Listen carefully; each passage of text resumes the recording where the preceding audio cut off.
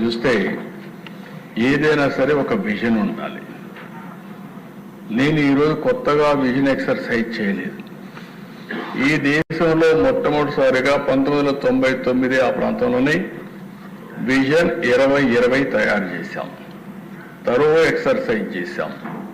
అప్పట్లోనే ప్రపంచంలోనే పేరుండే ఒక మేనేజ్మెంట్ కన్సల్టెన్సీకి అప్పచెప్పి విజన్ అంటే ఎట్లుండాలి, ఏ విధంగా నిర్దిష్టమైన లక్ష్యాలను పెట్టుకోవాలి, ఏ విధంగా ముందుకు పోవాలి, 20 ఏళ్ల తర్వాత ఈ రాష్ట్రం ఎట్లుంటుంది, దానికి ప్రతి 5 సంవత్సరాలకు ఒకసారి బ్యాక్వర్డ్ ఇంటిగ్రేషన్ కింద ఏ విధంగా పనిచేయాలి, మళ్ళీ 5 ఏళ్లకు ఒక్కసారి ఎవ్రీ ఇయర్ బడ్జెట్ పెట్టుకుంటాం, బడ్జెట్ ప్రాధాన్యతలు ఎట్లుండాలి, పాలసీలు ఏ విధంగా ఉండాలి, ఇవన్నీ వర్కౌట్ చేసి ఆ రోజు విజన్ 2020 ఇస్తే చాలా మంది ఆ రోజు కూడా 95లో నేను ముఖ్యమంత్రి అయినప్పుడు డబ్బులు లేవు, 3 నెలలు జీతాలు ఇవ్వలేదు.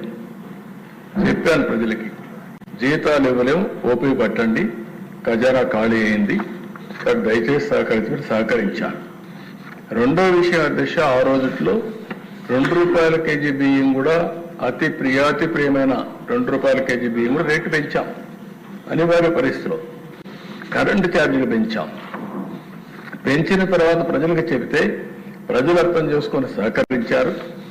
అదేవిధంగా నేను చెప్పింది, ఈ ప్రభుత్వం short term, medium term, long term ప్రణాళికలు తయారు చేస్తున్నాం. ఇది మీ భవిష్యత్తుకు, మీ పిల్లల భవిష్యత్తు కంటే నమ్మారు. నమ్మిన తర్వాత మీరు చూస్తే దశ దాని ప్రూఫ్ ఆఫ్ కాన్సెప్ట్ ఈరోజు హైదరాబాద్ నాలెడ్జ్ ఎకానమీకి చిరునామా. ఎవరు వచ్చినా కూడా, ఎవరు ఏ ప్రభుత్వం వచ్చినా ఆటో పైలట్లో పనులయ్యే పరిస్థితి వచ్చాయంటే అలాంటి ఎకో సిస్టమ్ క్రియేట్ అయింది. ఈ రోజు నేను ప్రవేశపెట్టే స్వర్ణాంధ్ర 2047 కూడా ఈ రోజే కాదు, దీన్ని కరెక్ట్గా ఫౌండేషన్ మనం వేసుకోగలిగితే తర్వాత ఎవరొచ్చినా ఎవరైనా సరే ఇర్రివర్సిబుల్ గా ముందుకు పోయే విధంగా ఈ రోజు ఫౌండేషన్ వేస్తున్నామని చెప్పి కూడా నేను మీకు తెలియజేస్తున్నాను. అయితే రాబోయే 2047కి ఒక పవిత్రత ఉంది. మనకు స్వాతంత్రం వచ్చి 100 సంవత్సరాలు అవుతుంది. 100 సంవత్సరాల స్వాతంత్రంలో మనం ఏం చేశామో గర్వంగా చెప్పుకోవాల్సిన అవసరం మనందరి పైన ఉంటుంది. అందుకని 100 సంవత్సరాల కోసం మనం పెట్టుకున్నాం. వికసిత్ భారత్ నరేంద్ర మోడీ గారు లాంచ్ చేస్తే స్వర్ణ ఆంధ్రప్రదేశ్ 2047ని మనం లాంచ్ చేసే పరిస్థితికి వచ్చాం అధ్యక్ష. ఇందులో నేను బ్రాడ్గా చెప్తాను, మెంబర్స్ కూడా కోరుతున్నా, మీ మీద ఒక గురుతరమైన పవిత్రమైన బాధ్యత ఉంది. మీరు కరెక్ట్గా ఈ విజన్ని మీరు అర్థం చేసుకుని మీ నియోజక పరిధిలో మీరు కూడా ఒక విజన్ తయారు చేసి ఏ బాధ్యత అయితే, ఏ మ్యాండేట్ అయితే, ఏ నమ్మకం అయితే మీ మీద పెట్టుకున్నారో ఆ నమ్మకాన్ని మీరు కూడా వారి రుణం తెచ్చుకునే కార్యక్రమానికి శ్రీకారం చుట్టాల్సిన అవసరం ఉంది. రాష్ట్రం 2047లో ఎక్కడుందో ఆలోచించుకుని మీ నియోజకవర్గం ఎక్కడ ఇప్పుడుంది, 2047కి ఎక్కడికి తీసుకెళ్ళగలుగుతారు. ఓసారి మీరు అనుకుంటారు కాన్స్టిట్యున్సీ మారుతుంది కాబట్టి మనకెందుకు వచ్చిందే, అప్పుడు వచ్చినప్పుడు చూసుకుందాం, గెలిస్తే చాలని. కానీ మీ అందరికీ ఒక ట్రాక్ ఉంటుంది, మీ నాయకులకు అందరూ కూడా పేరు ఉంటుంది. ఎవరు బాగా సేవలు చేస్తే ఏ నియోజకవర్గమైనా ప్రజలు మీతో ఉంటారు. అట్లా కాకుండా మీరు సరిగా పనిచేయకపోతే వేవ్ వచ్చినప్పుడు గెలిపిస్తారు తప్ప ప్రజలు ప్రేమతో కాదని చెప్పి కూడా నేను మీకు తెలియజేస్తున్నా. డాక్యుమెంట్లో మీరు చూస్తే స్వర్ణ Andhra Pradesh 2047కి wealthy, healthy, happy Andhra Pradesh, Swarnandhra Pradesh అంటే 3 ఉండాలి. ఎప్పుడైతే డబ్బులు లేకపోతే మనం ఎన్ని మాట్లాడినా ఎలాంటి అవసరాలు కూడా తీరవు.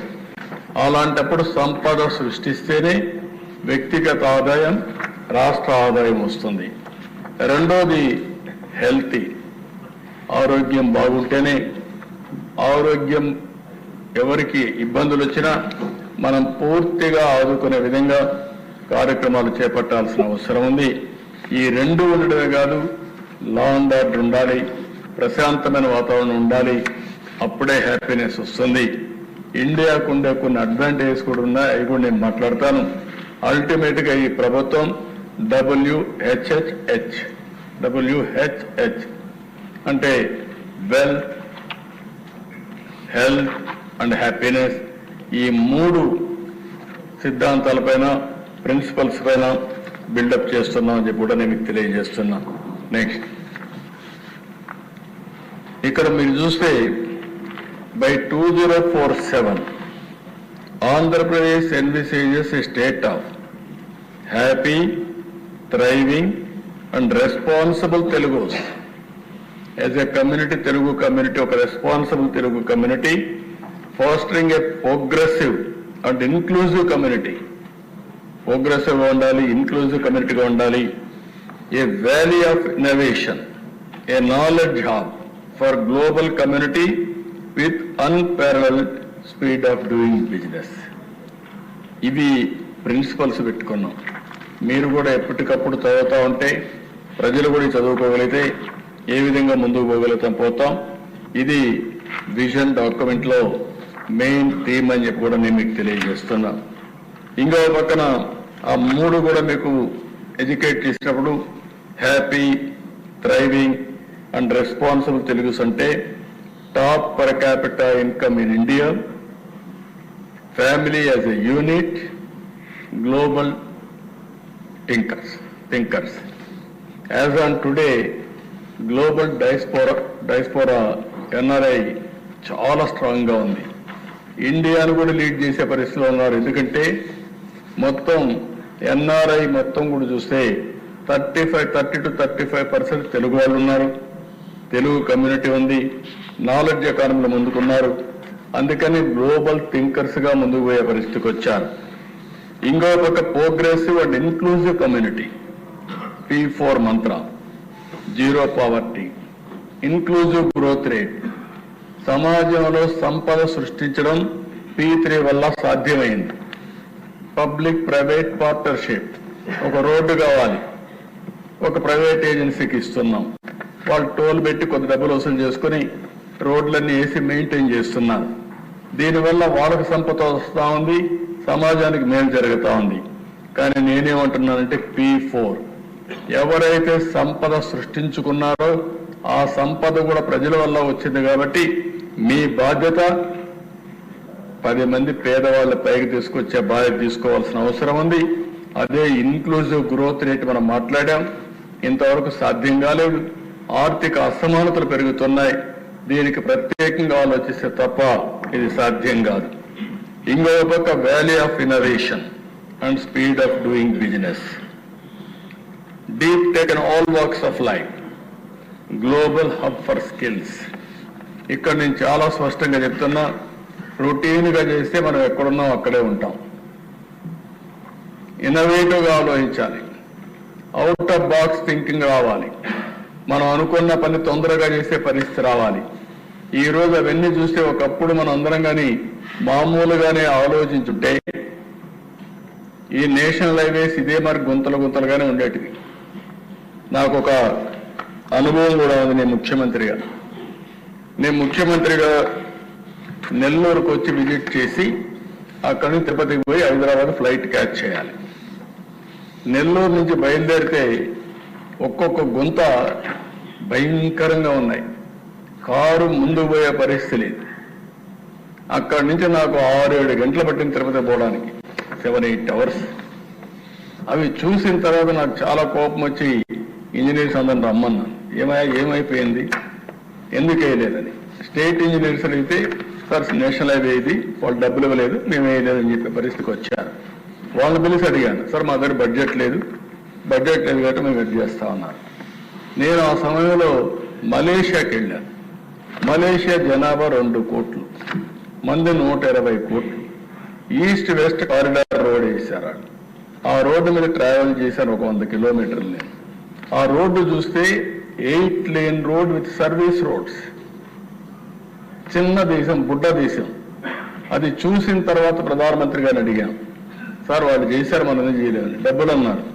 నేషనల్ హైవే డబ్బులే మనకు సరిపోతుంది, అది సీడ్ క్యాపిటల్ గా ఉంటుంది, మనం ఈ న్యూ కాన్సెప్ట్ ఉంది, వేద్దామంటే proof of concept Nellore to Chennai.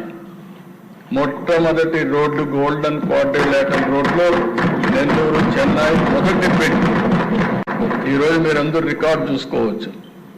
అక్కడి నుంచి 5 ఏళ్లలో గోల్డెన్ క్వాడ్రిలేటరల్ రోడ్ వేశారు. అక్కడి నుంచి ఎక్కడ చూసినా జిల్లా హెడ్ క్వార్టర్స్కి వచ్చాయి. ఇప్పుడు సగం రోడ్లు మన దగ్గర నేషనల్ హైవే రోడ్సే ఉన్నాయి. ఈ రోజు నేషనల్ హైవే రోడ్ల దృశ్యం మీరు చూస్తే 55,000 కోట్ల రూపాయలు బడ్జెట్తో పనులు అవుతున్నాయి. ఇంకా ఈ 55,000 కోట్ల నుంచి ఒక 40,000, 50,000 కోట్లు తీసుకునే పరిస్థితికి వచ్చారు. అంటే ఎకానమీ ఎంత బూస్ట్ వచ్చిందో మీరు గుర్తుపెట్టుకోవాల్సిన అవసరం ఉంది. అది ఇంకో పక్కన దిశ. ఈరోజు నెక్స్ట్ మీరు చూసినప్పుడు